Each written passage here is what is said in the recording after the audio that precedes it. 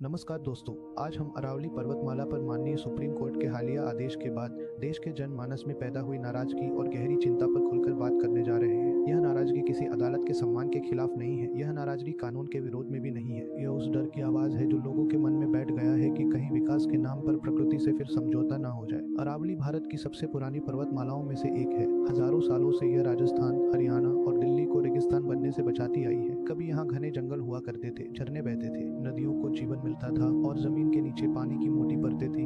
अरावली सिर्फ पहाड़ नहीं थी, यह गर्म हवाओं के खिलाफ एक प्राकृतिक दीवार थी। यह प्रदूषण के खिलाफ एक ढाल थी और यह करोड़ों लोगों के लिए पानी और हवा की गारंटी थी। लेकिन समय के साथ इस पहाड़ पर मुनाफे की नजर पड़ी, अवैध खनन बढ़ा, पहाड़ों के सीने में विस्फोट होने लगे, पेड़ कटे, जंगल उजड़े और अरावली धीरे धीरे खोखली होती चली गई। इसके असर जमीन पर दिखने लगे, भूजल स्तर नीचे गया, नदियां सूखने लगी, वन्य जीव गायब होने लगे, गर्मी बढ़ी और आसपास के गांवों में पानी और रोजगार का संकट गहराता चला गया। हालात इतने गंभीर हो गए कि साल 2002 के बाद और फिर 2009 के आसपास कोर्ट ने अरावली में अवैध खनन पर सख्त रोक लगाई और साफ कहा, पर्यावरण संरक्षण किसी भी नीति, किसी भी सरकार और किसी भी मुनाफे से ऊपर है। कोर्ट के इन आदेशों ने अरावली को एक बड़ी राहत दी।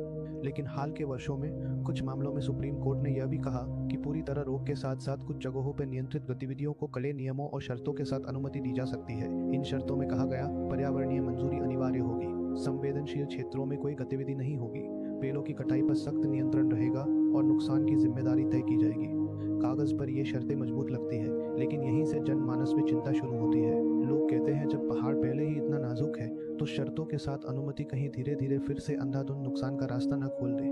विशेषज्ञों और स्थानीय अध्ययनों के अनुसार अरावली क्षेत्र का करीब 30 से 40% हिस्सा 100 मीटर से कम ऊंचाई में आता है। लोगों का डर ये है, अगर ये पैमाना मान लिया गया तो अरावली का लगभग 1/3 हिस्सा कानूनी सुरक्षा से अपने आप बाहर हो सकता है।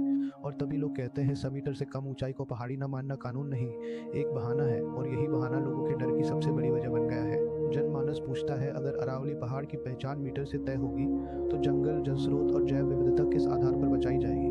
लोग कहते हैं, अगर यही पैमाना बना रहा तो सिर्फ छोटे पहाड़ नहीं, पूरी अरावली धीरे धीरे कागजों में मिटा दी जाएगी। आज लोग न्यायपालिका का सम्मान करते हैं, लेकिन चाहते हैं कि अरावली को पूरी तरह संरक्षित क्षेत्र माना जाए, ना कि छूट और शर्तों के साथ। क्योंकि अरावली सिर्फ जमीन नहीं है, यह उनका पानी है, यह उनकी हवा है और यह उनकी आने वाली पीढ़ियों का भविष्य है। यह कहानी हमें एक बात याद दिलाती है, कानून दिशा दिखा सकता है, सरकार नीति बना सकती है, लेकिन प्रकृति तभी बचेगी जब फैसले जमीन की सच्चाई और लोगों की चिंता दोनों को समझकर लिए जाए। अगर अरावली बचेगी तो राजस्थान, हरियाणा और दिल्ली बचेगा, पानी बचेगा, हवा बचेगी और आने वाली पीढ़ियां भी। यह सिर्फ पहाड़ों की कहानी नहीं, यह हमारे अस्तित्व, हमारी जिम्मेदारी और हमारे भविष्य की कहानी है। धन्यवाद दोस्तों, इस कहानी को धैर्य और संवेदनशीलता के साथ सुनने के लिए। फिर कभी किसी और ज़रूरी मुद्दे के साथ किसी और वीडियो में आपसे मुलाकात होगी।